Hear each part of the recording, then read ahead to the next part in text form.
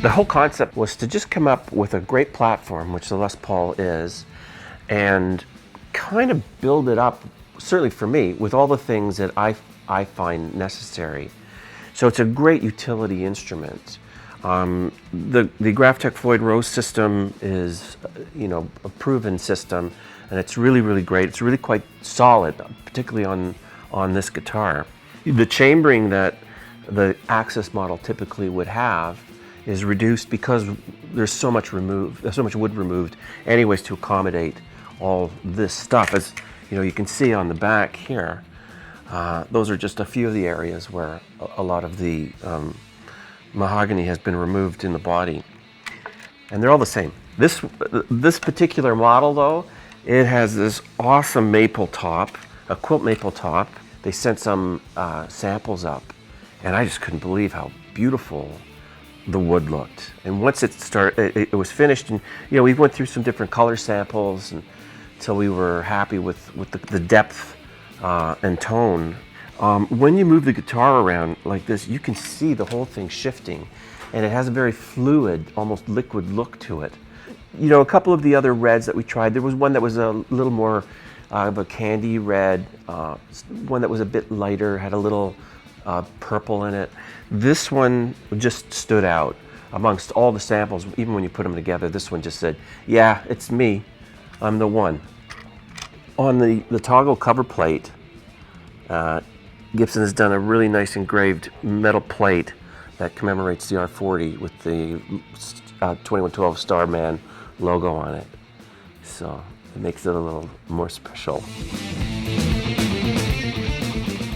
We went through a few different pickup styles before we found the one that I liked for this guitar. It's the 498 T in the back and the 496 R in the front. And for me, this pickup has all the nuance and articulation that I like to find. It's got a warmth, a natural warmth to it that, for my taste, some of the other pickups didn't have. They were maybe a little too bright, just not suited for what I wanted to hear on this guitar. So quite happy about that.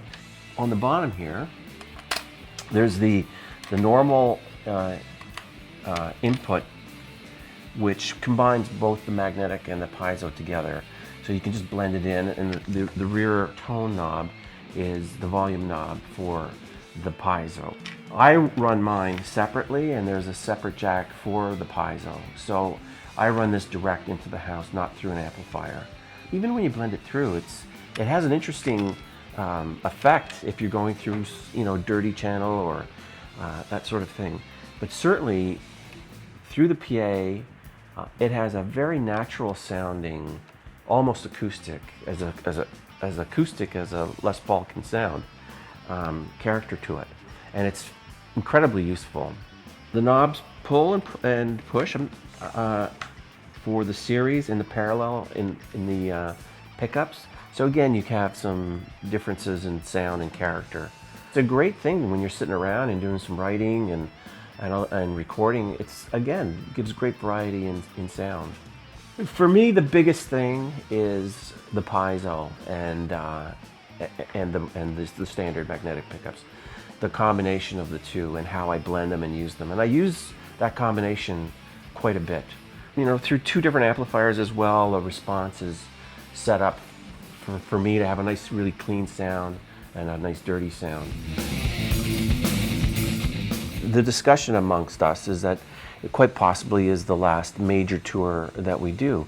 I could still see us going out and doing, a special run of a couple of weeks here and there and doing those sort of things. We haven't discussed that, but I could see that happening, and possibly, making another album or two. We love playing together, and we really enjoy that aspect of our relationship.